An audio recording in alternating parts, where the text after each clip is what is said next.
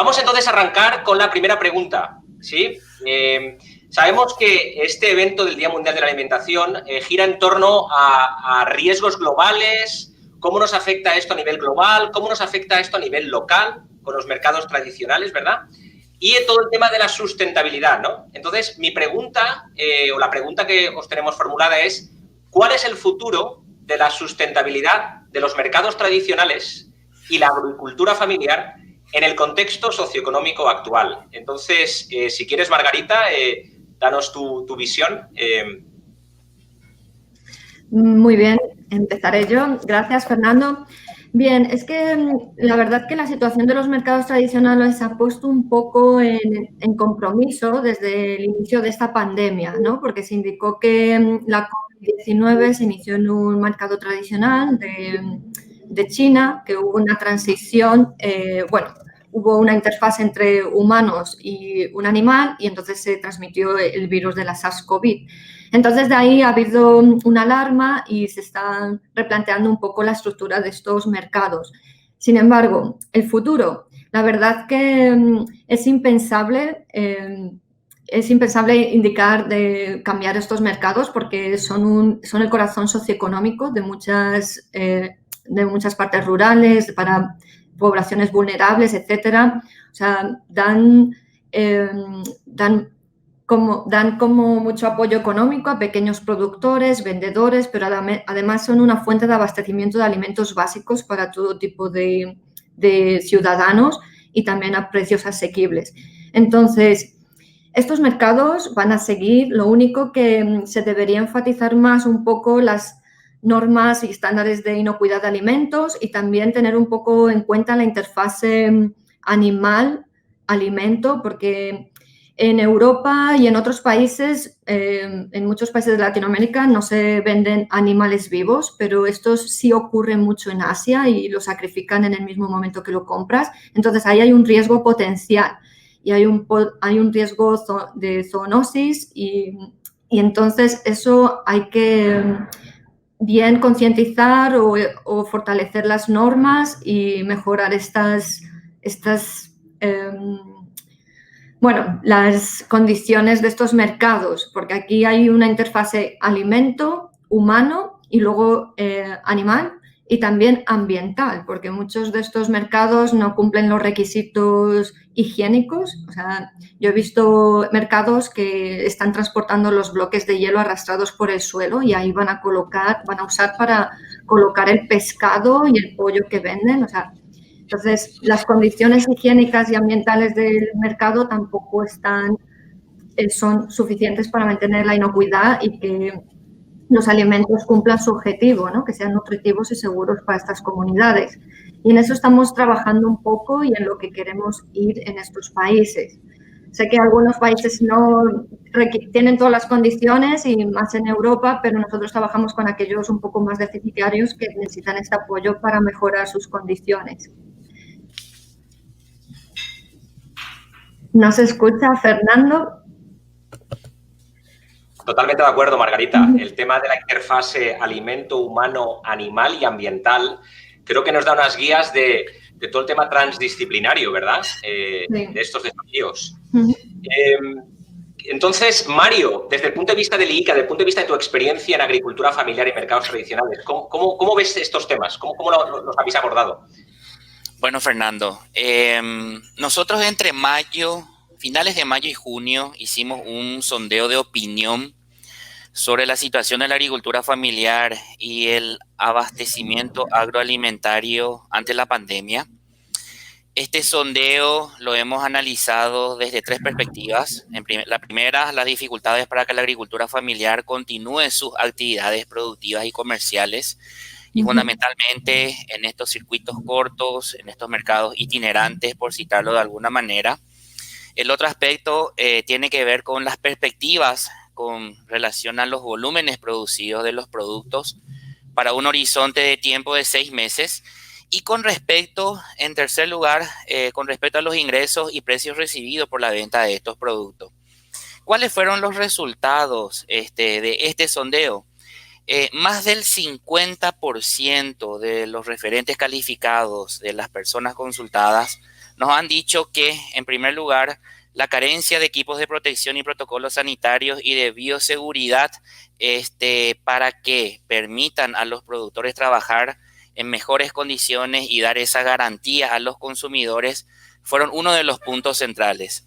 El otro tiene que ver con las limitaciones en su momento que ha habido en materia de transporte y distribución, ya que han sido afectados por diversos motivos como restricciones en el tránsito, movilidad interna y o externa, inclusive dentro de lo que es el flujo comercial entre los países, que ha dificultado el traslado de los productos, por sobre todas las cosas vinculados a estos mercados itinerantes o circuitos cortos, y también la merma que ha habido en materia de conductores para el traslado de esos productos. Un aspecto que ha surgido en ese entonces, tomando esta fotografía como parámetro, es que muchos países no contaban con normativas definidas y adecuadas referente a los protocolos sanitarios y de bioseguridad que inclusive protejan tanto a los productores como a los transportadores de los productos. Y también nos han manifestado que, si bien es cierto, ha habido apoyos de parte de los gobiernos, las entidades crediticias como que han entrado en una pausa en un momento determinado. A todos estos aspectos asociados con la oferta productiva y su traslado hacia los mercados, se agrega lo que se ha evidenciado posteriormente en materia también de lo que generó la crisis dentro de otras crisis, como son las limitaciones o las restricciones en los ingresos de las familias que ya de alguna manera venían muchas veces limitados en cuanto a poder adquirir alimentos para su sobrevivencia. Y esto ha ocasionado de que muchas ferias inclusive hayan cerrado momentáneamente por el temor fundamentalmente en los aspectos de bioseguridad. Si bien es cierto, la agricultura ha seguido trabajando, ha seguido produciendo, no hubo inconvenientes por el lado de la oferta, pero sí por el lado de la demanda. Muchas gracias, Mario. Ahí me gustó el añadir más dimensiones a la problemática, el tema de falta de conductores, el tema del transporte, el tema de precios, ¿verdad? Oferta y demanda. Estamos añadiendo además otras dimensiones a la problemática. Desde el punto de vista de organización de consumidores y usuarios, Gemma, en España, ¿cómo veis esta problemática? ¿Cómo veis el futuro? Bueno, la realidad es que esta pandemia nos ha enseñado muchas cosas y entre otras la importancia de los alimentos, de los productores de alimentos, de la distribución de alimentos y de los mercados. Y entonces también hemos visto que durante este periodo se ha polarizado un poco la compra de alimentos. Por un lado había mucha compra online, que ha subido mucho, y por otro lado había mucha compra más de cercanía. La gente le ha interesado ir a tiendas cerca de su casa, comprar en productores cerca de casa. Veíamos que la agricultura es muy importante y todo el mundo le interesa más, pues eso, volver a la agricultura, a darse cuenta de que los productos se tienen que producir en tu propio país si no quieres depender de terceros. Y entonces, pues eso nos ha hecho darnos cuenta de la importancia de este sector, incluso a la gente que vive pues, en ciudades muy lejos. Hace una semana se ha publicado un Eurobarómetro nuevo que se hizo entre agosto y septiembre, o sea que después del confinamiento y de toda la época dura, y ponía relevancia que el 95% de los europeos daban mucha importancia a las zonas rurales, a la agricultura, a la producción agrícola. El 51% también decía que era muy importante que hubiera unas condiciones de trabajo justas y bien remuneradas para agricultores y ganaderos. En muchos estudios que nosotros hemos hecho, incluso hace años, más del 70% estaban interesados por el origen de los alimentos, sobre todo para comprar de cercanía, de productos de su zona y de su país.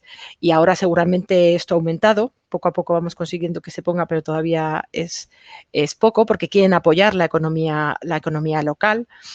Se habla también en ese Eurobarómetro de la importancia de mantener el entorno rural, los paisajes, los bosques, como una forma de mantener la fauna, la flora, los ecosistemas. Los europeos son conscientes de que la agricultura tiene mucho impacto en el medio ambiente, pero también piensan que es uno de los sectores que más está trabajando para evitarlo. Entonces, ¿qué futuro hay para los mercados pequeños, pues yo creo que en Europa se va a ver un relanzamiento de las cadenas cortas de distribución, de la venta directa, porque la gente realmente quiere volver. Ahora estamos, como antes apunté un poco, inmersos en el Green Deal, que es una estrategia de economía circular de la Unión Europea, y en específico, específicamente hay una parte que es la estrategia Farm to Fork, de la granja a la mesa, que pretende hacer que la dieta de los europeos sea más saludable y más sostenible. Con lo cual, para eso hace falta dar herramientas de información a los consumidores, hacer cambiar la agricultura. Para eso está la revisión de la PAC, de la Política Agrícola Común, que depende de dónde se pongan los fondos, se va a apoyar una agricultura u otra. Se quiere que el 25% de la superficie cultivada en Europa para, me parece que es 2030, sea de cultivo ecológico, y también que se promocione más la ganadería extensiva, que facilita pues, la población rural, este problema que tenemos en España de la España vaciada. Pues la agricultura extensiva fija población rural, mientras que la agricultura intensiva no lo hace tanto. Pues eso, otro tipo de producción es posible, y toda esa discusión está bulliendo en Europa, porque realmente hay un interés en la población, pero efectivamente tenemos que buscar nuestro camino. Es un mundo que está abierto, pero que todavía no sabemos muy bien por dónde va a ir. Muchas gracias, Gemma. Ahí me quedo también con varios mensajes. El tema de la compra de cercanía, los mercados locales, ¿verdad? La gente quiere comprar lo que conoce, ¿verdad? Lo que le da más confianza. La compra online, obviamente, creo que todos los hemos experimentado. El tema de comprar online, la comodidad que te da, no moverte de tu casa, ¿verdad? Y toda la transformación que está viendo en Europa, ¿verdad? El Farm to Fork, ¿verdad? El tema de la sostenibilidad con el medio ambiente. Vamos añadiendo más componentes, ¿no? Y por último, que quiero escuchar a Marisa Caipo, que nos cuente, a ver, desde su visión, desde FAO, desde Chile, Latinoamérica, ¿cómo ves esto del futuro de la sostenibilidad de los mercados? Ya, gracias. He escuchado con mucha atención a nuestros distinguidos expositores. Y sí, en efecto, o sea, estoy de acuerdo con todos ellos. Desde hace algunos años, y esto no era sorpresa para nadie, hemos visto que las cadenas de suministro de alimentos y el comercio internacional requerían unas cadenas muy largas y muy vulnerables para pasar los alimentos entre continentes, entre unos países a otros, de Latinoamérica a las diferentes regiones del mundo. Y en realidad, donde se ha evidenciado más ese problema ha sido ahora, durante estos tiempos de pandemia. Si ustedes recuerdan, a febrero o marzo de este año, particularmente aquellos de nosotros que estamos en Latinoamérica, han habido una serie, o sea, ha habido una época de mucha incertidumbre al principio, al punto que a nivel internacional muchos de los bloques comerciales, la G20, una serie de grupos han tenido que pronunciarse para apoyar que esa distribución o ese suministro de alimentos se continúe, ¿no? En todo el mundo, que no se detenga. Pero al mismo tiempo hemos visto problemas en la logística. Por ejemplo, han habido buques que se han quedado flotando, varando en el mar porque no podían acoderar o no podían detenerse en los puertos porque estaban prohibidos de bajar ni cosas ni personas, ni alimentos ni personas. Han habido una serie de problemas a lo largo de la región en diferentes países porque, dado la cuarentena, no habían personas que recogieran las cosechas, algunas cosechas se han perdido, han habido pérdidas de todo estilo. Entonces, esto nos ha enfrentado todo este problema del suministro de alimentos, de los diferentes puntos en la cadena alimentaria, ¿no? Desde la producción primaria hasta el consumidor, en cada uno de esos puntos, en distribución, en procesamiento, en comercialización. Cada uno de esos puntos se vio afectado por toda esta situación anómala, llamémosla así, que estamos experimentando ahora. Pero ha sido un buen llamado de atención para que nosotros todos digamos, ok, acá hay problemas, ¿cómo lo resolvemos? ¿No? ¿Qué podemos hacer al respecto? Con respecto a la pregunta de mercados tradicionales, lo que hemos visto y que es lo mismo que han observado nuestros colegas expositores, es que los países han comenzado a tomar más atención a lo propio, hacia adentro. FAO viene trabajando hace unos 4 años intensamente en la parte de mercados de abasto y tiene mapeado más o menos 100 mercados en los 33 países de la región con los cuales trabaja. Y intercambia con ellos mucha información sobre abastecimiento, sobre precios. También en esta ocasión hubo mucha pregunta sobre la parte de bioseguridad y la inocuidad de los alimentos. Y eso me parece a mí que abre también muchas oportunidades, colegas, porque la inocuidad de los alimentos es importante y ahora, más que nunca, ha tomado mucha relevancia. No sé si hasta ahí me detengo. Gracias. Gracias, Marisa. Me quedo con tu último comentario y es muy cierto, ¿verdad? Todos los que trabajamos en temas de bioseguridad, en temas de inocuidad de alimentos, creo que es una oportunidad muy buena para concienciar más, ¿verdad?, a la sociedad. Muchas veces hemos comentado en otros eventos que la gente lavándose las manos está no solo previniendo el tema del COVID, sino previniendo enfermedades transmitidas por alimentos. O sea, que bienvenidas todas esas medidas, bienvenidas toda la concientización que podamos hacer para mejorar la higiene, ¿verdad?, y la inocuidad de alimentos en estos mercados. Y me quedo también con el tema de las cadenas largas, ¿verdad?, la vulnerabilidad. Sí, el acortar la cadena quizás nos lleve a disminuir los puntos de vulnerabilidad que pueden haber, ¿verdad?, desde lo que tú decías, transporte, todos los puntos de esa cadena.